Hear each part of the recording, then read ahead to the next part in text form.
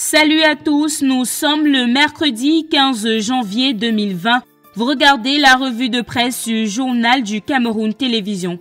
L'actualité ce jour est marquée par un drame survenu hier mardi 14 janvier au lycée classique de Nkolbison à Yaoundé. Le messager titre « Violence en milieu scolaire ». Il a poignardé à mort son prof de maths pour parler de cet élève de 15 ans en 4e, le dénommé Brice Bissé Ngosso, qui a poignardé son enseignant de mathématiques en plein cours. Selon le quotidien Le Messager, cet incident montre à quel point la dictature de la rue domine sur l'école.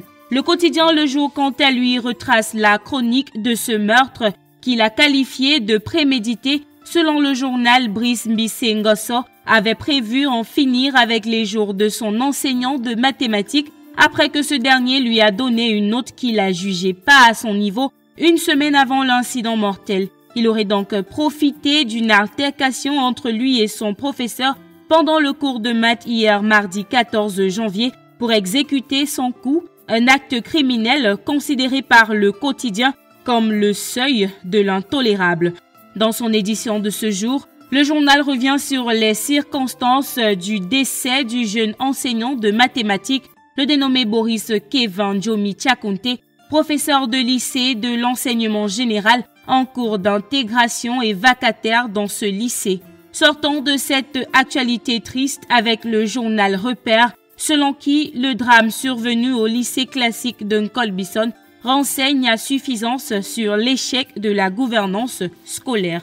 Bonne nouvelle pour les populations du quartier Nkolmesen à Yaoundé. Ecomatin nous fait savoir que le ministre de l'Habitat et du Développement urbain, Célestine Ketia-Courtès, a annoncé que les travaux de construction du tronçon Nkolmesen vont démarrer en juin 2020. Le journal va jusqu'à mentionner le budget alloué à cette construction. Il est de 12 milliards de francs CFA. Mais avant que cela ne se réalise, les populations de Nkolmesen vont continuer à subir cette poussière intolérable, telle que décrit par le quotidien Mutation, qui a fait immersion dans, je cite, « l'enfer d'un quartier de Yaoundé, devenu le symbole de la faiblesse de l'action des pouvoirs publics ». Fin de citation.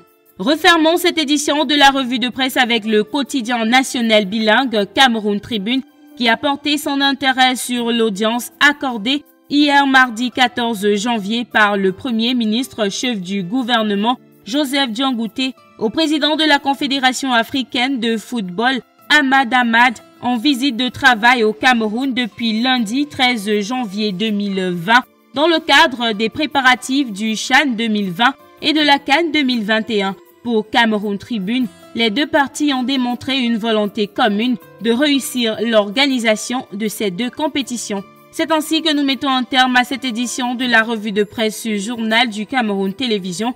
De votre attention, merci. À la prochaine.